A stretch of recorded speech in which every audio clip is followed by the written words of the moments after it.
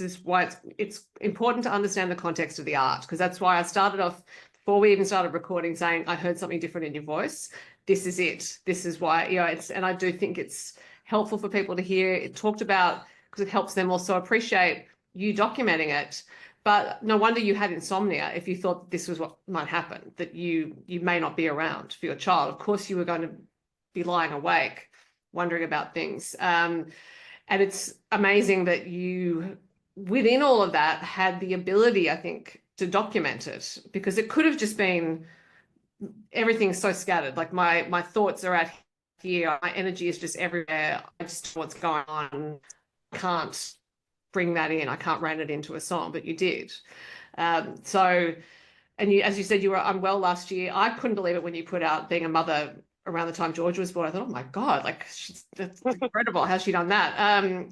So I would like to talk about the singing, your voice on this song, because I think it's come from a different place. The first time I heard it, I thought, I know Aleyce's singing voice, something sounds different. And then every time I've listened to it, there are these parts of it that are just, and I think they are coming from darkness is a big part of it. It's just this something that you've drawn out of you. So when you came to think about recording it, had you thought about how to sing it, or did it just come from an innate place like that?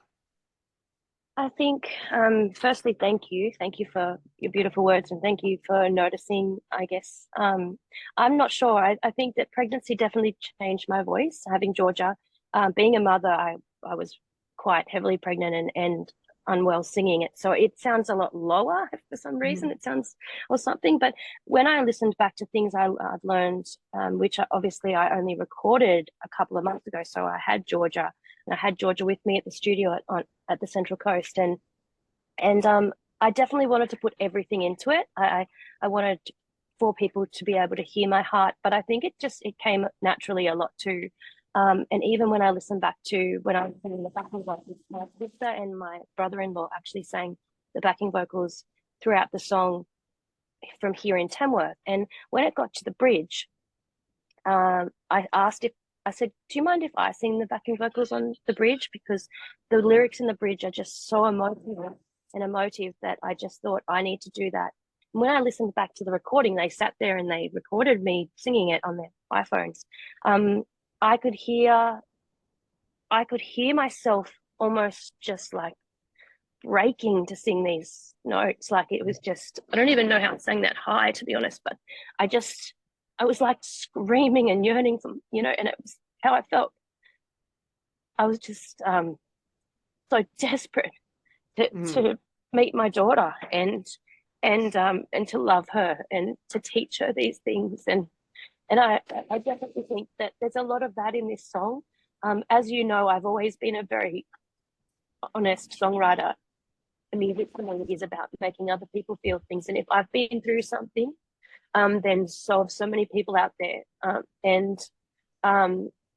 Yeah, I'm going to be honest with you. I didn't talk to anyone about my IVF journey. I kept it all so close because I thought it was something we shouldn't talk about.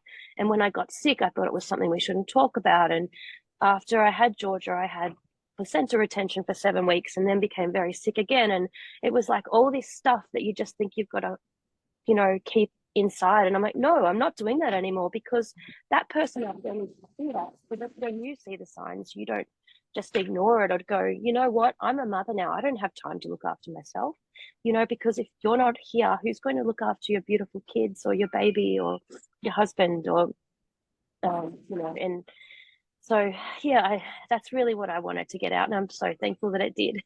Yeah.